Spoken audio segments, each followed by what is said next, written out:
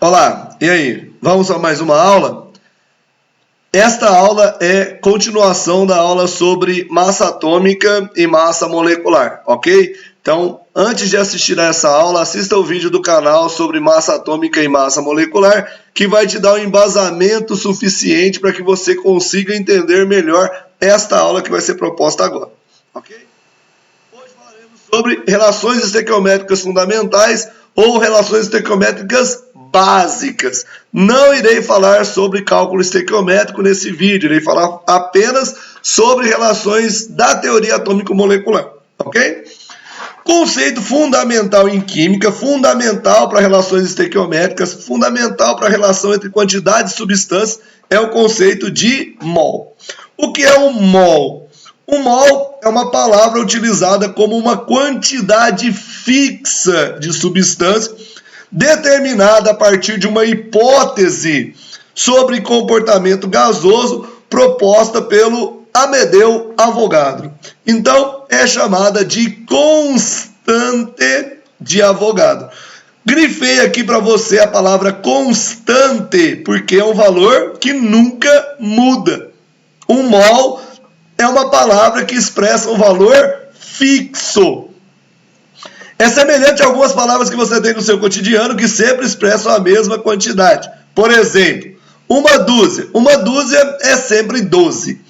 Quando eu te digo, vá lá e compre uma dúzia, antes de eu te dizer do que eu estou falando, você já sabe que você vai ter que comprar 12 unidades de alguma coisa, ok? Então, a palavra ela expressa um valor e não importa o que vem depois, o valor não se altera. O mol é uma constante, é desse jeito assim. E ela expressa a quantidade de matéria, ou seja, a quantidade de partículas em um sistema. Quando você ouve falar em quantidade de matéria, ou número de mols é a mesma coisa. Quantidade de matéria é o mesmo que número de mols. E ela expressa uma quantidade de partículas, quantidade de matéria, uma quantidade de partículas que é constante, que é fixa. Então, que quantidade é essa? Esse valor é esse valorzinho bonito aqui, ó, 602 sextilhões de unidades.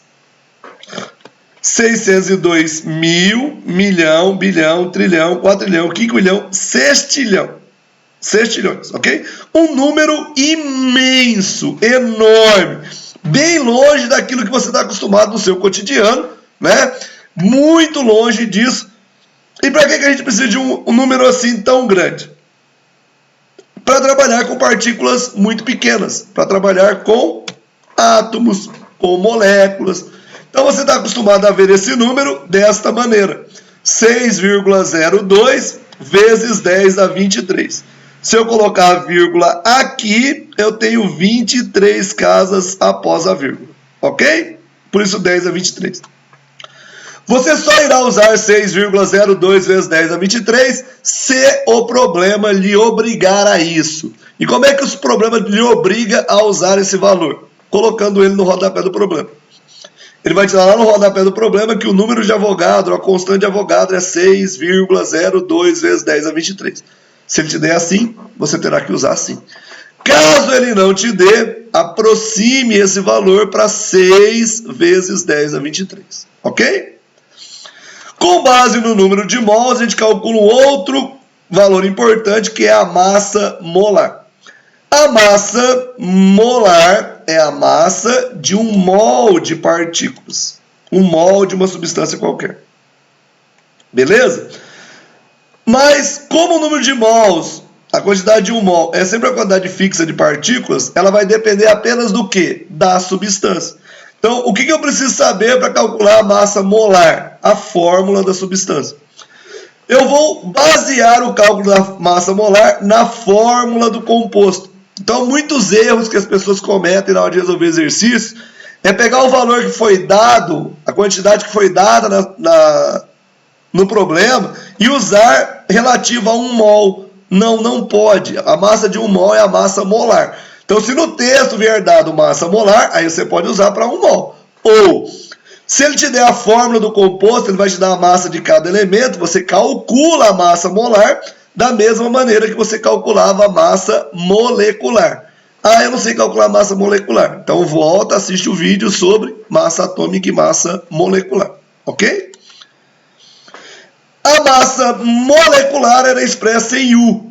A massa molar é expressa em gramas.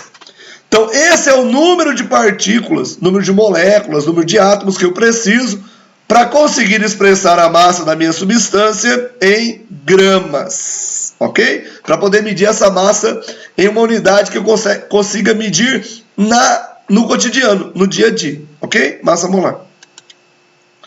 Outro conceito que a gente vai trabalhar é o conceito de volume molar.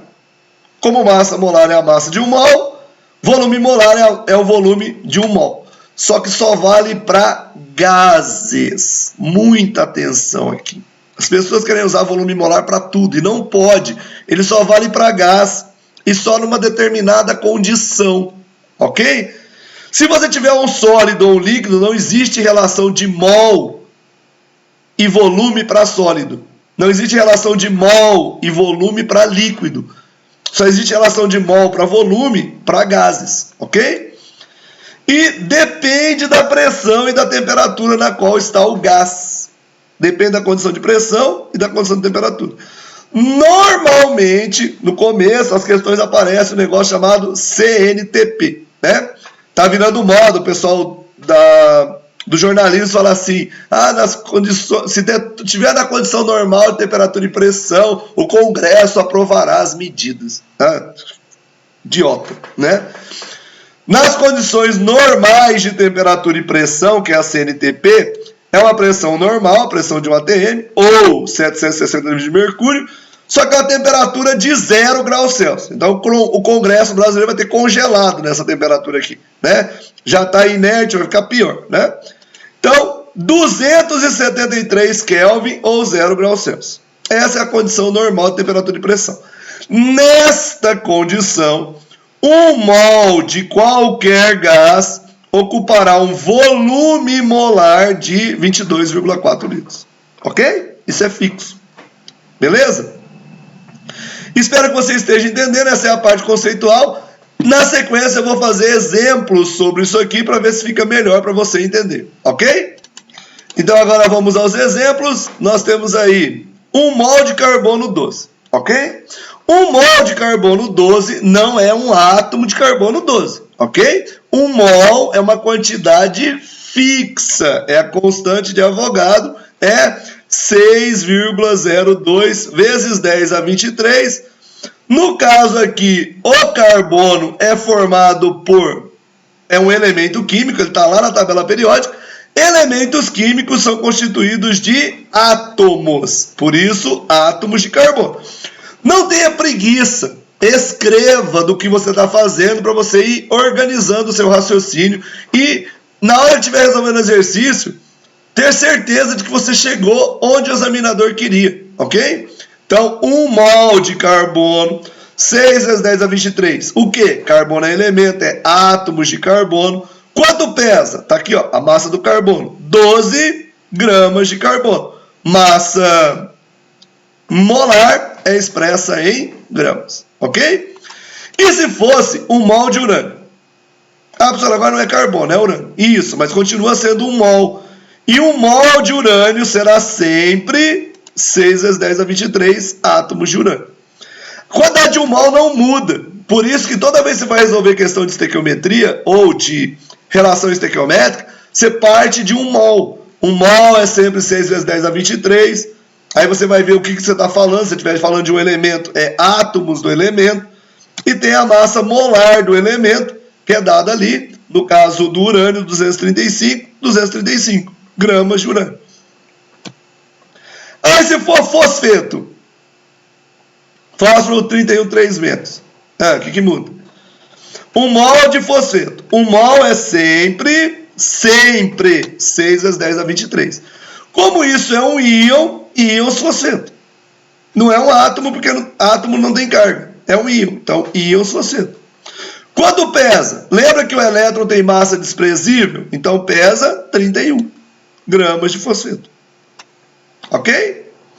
Aí, se ele me der 62 gramas, eu coloco 62 aqui, acho o número de íons, ou acho o número de mols, coloco o X embaixo do que ele quer saber. Ok? Regra de 3 simples. E se for água?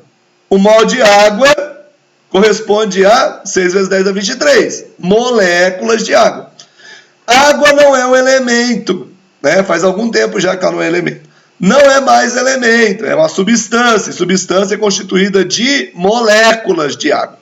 O valor do mol não muda, mas o que é formado a substância muda, moléculas de água. Quanto pesa? Aí você vai olhar na tabela, hidrogênio é 1, vezes 2 dá 2, oxigênio é 16, 2 mais 16, 18 gramas de água. Tranquilo? E se fosse CO2? Mesmo processo. 1 mol de CO2, 6 vezes 10 a 23 moléculas de CO2. Aí eu faço a massa da fórmula, a massa molar, a massa da fórmula. Carbono é 12, oxigênio é 16 vezes 2, 32. 12 mais 32, 44 gramas por mol. Beleza? Aí se ele me der 184 gramas de carbono, eu coloco 184 gramas de carbono e o X embaixo do que ele quer saber. Ah, ele quer saber o número de moléculas, X embaixo de moléculas. Ah, ele quer saber o número de mols, X embaixo do número de mols. Multiplica em cruz, acha o valor. Não tem segredo. Só não me coloque aqui, ó, relativo a 1 mol, a quantidade que ele me deu no problema. Relativo a 1 mol é a massa da fórmula. Ok? O CO2 é um gás. Um gás, na CNTP, 1 mol de um gás qualquer ocupa um volume de 22,4 litros. Perceba que existe uma relação de igualdade. 1 mol, 22,4 litros. Mas o que é 1 mol? 6 vezes 10 a 23 moléculas. Então, 6 vezes 10 a 23 moléculas de CO2, 22,4 litros. É a mesma coisa, eu posso relacionar.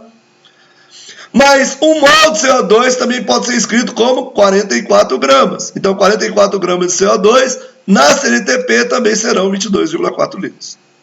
Ok? Espero ter ajudado você a elucidar as suas dúvidas sobre relações estequiométricas fundamentais.